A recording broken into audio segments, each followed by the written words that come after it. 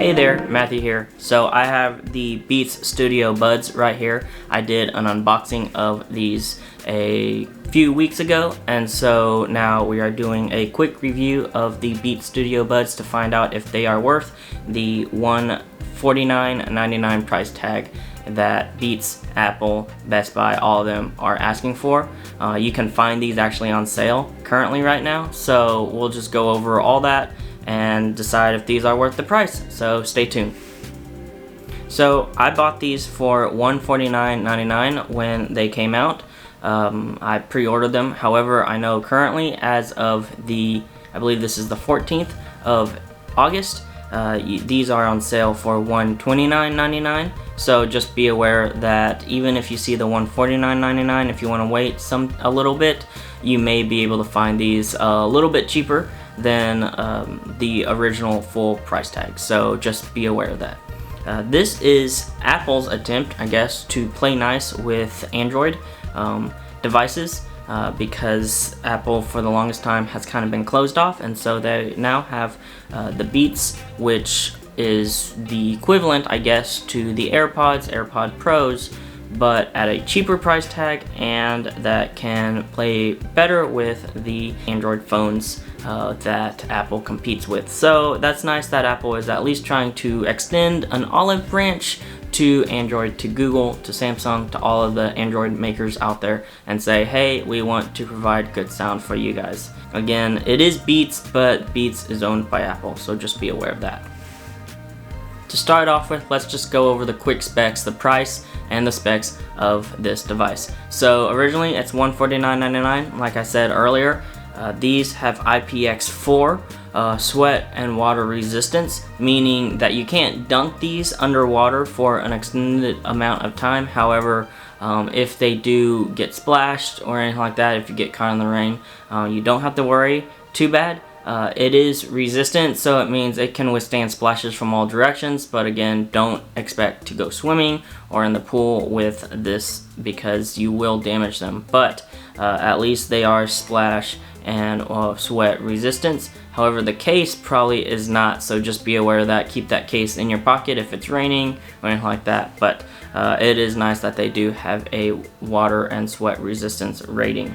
The battery life, it is rated for 8 hours of battery with ANC off, and I believe it's 4 or 5 hours with ANC on, with the case giving you a total of 24 hours of battery life with ANC off, which isn't too bad. It's about par with the other true wireless earbuds out there, especially the AirPods and the AirPod Pros. Along with the battery, charging wise, this sadly does not have wireless charging, which I am a huge fan of. I have wireless chargers all over the place, but it does have USB Type-C, which is a huge indicator that Apple is finally moving and being more friendly with Android devices, because if it was a pure Apple device, it would be Lightning like their AirPods and AirPod Pros.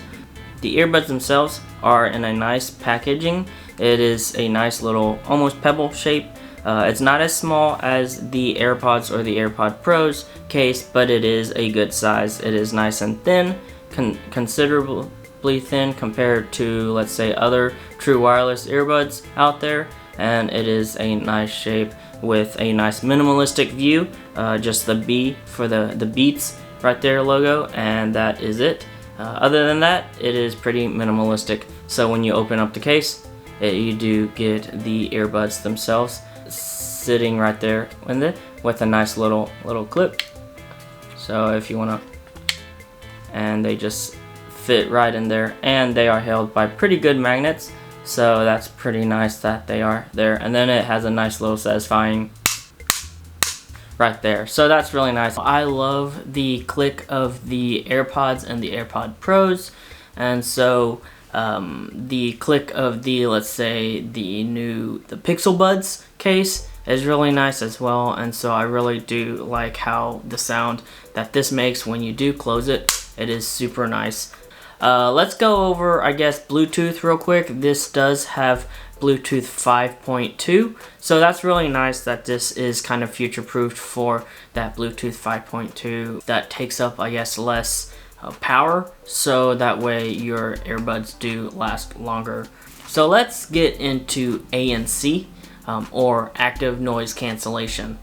Is the active noise cancellation good on this device? And the short answer is it's decent, it's pretty good. It's not the best out there. It's not going to compete with Bose, or let's say your Sennheiser active noise cancellation, or your AirPod Pros, or your Sony f1000XM4s. The active noise cancellation on those are on a whole nother level, but I will say the ANC on this is decent.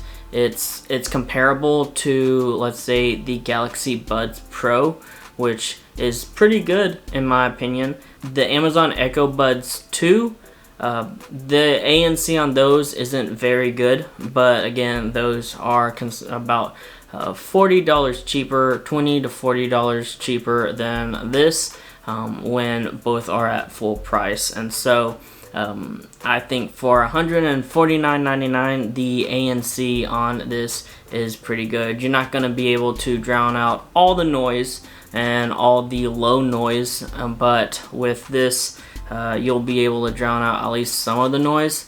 I know with higher end earbuds, or with your full over-ear, on-ear headphones, you can drown out more noise, but with earbuds, at least these, you can drown out some of the bigger, louder noise, and you won't be too distracted by it. So the ANC is decent on this. So let's talk about sound real quick. I guess the main reason why you get ANC earbuds, or earbuds in general, would be for good sound quality. And I will say the sound quality on these are better than I expected.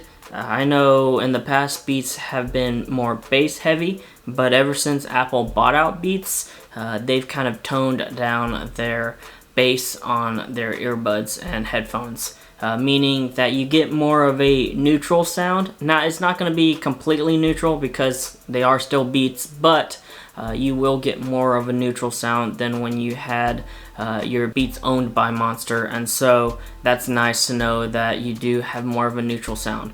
These aren't going to be audiophile earbuds, but they will be pretty good earbuds for your just average everyday listening to music, anything like that. If you want audiophile earbuds, I would direct you towards the Sennheiser Momentums, or pretty soon I believe B&O is coming out with their EQ earbuds, but even their E8 earbuds, or even let's say the WF1000XM4s with a little bit of tweaking can get you decent, almost audiophile sound. And so I would say these aren't audiophile earbuds, but for your average everyday listening, if you're walking down the street or anything like that, these are gonna sound really good. Your mids and highs are definitely there, and there's a good separation between your mids and highs and your bass. Nothing gets too muddied whenever you have bass heavy music, but it does sound pretty good. And if you get a good seal in your ear with the earbuds and the ear tips, you will be able to have better bass and better bass response with these. And in the app, the Beats app, you do have an earbuds test, or an ear tip test, in order to make sure that you are getting a good seal in the ear with these. So you do have multiple ear tips, and you do have the ear tip test to make sure that you do have a good seal, and that will give you pretty good bass just with that seal. And so I think the sound of these are good. They're not the best out there, but they definitely aren't the worst. So sound wise, you aren't going to be disappointed if you're just an average casual user with these, but overall sound is pretty good for these. So my thoughts on these are good sound, decent ANC, especially for the price of $149.99. I think that these are worth it. These are constantly probably in my top 3 earbuds that I use, and that are my go-to earbuds. I would say my Galaxy Buds Pro are my top. And then these are kind of in line with my Pixel Buds, the second version, not the one with the cord, but the second version of the Pixel Buds.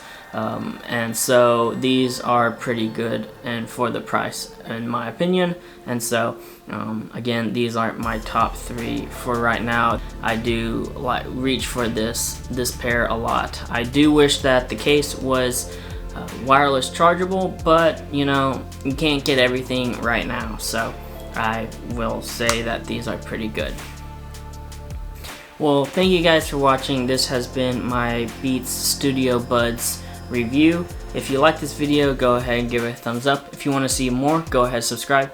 Hit that bell icon to be notified when I post another video. I've got a couple other videos coming out. One that's comparing these with my Galaxy Buds Pro, my Pixel Buds, and then I'm gonna pull in my Amazon Echo Buds 2 to compare, I guess, the 4 earbuds that are, in my opinion, better Android equivalent to the AirPods and the AirPod Pros. I did choose these 4 because you can use one earbud at a time. For instance, you can use the right one by itself or the left one by itself.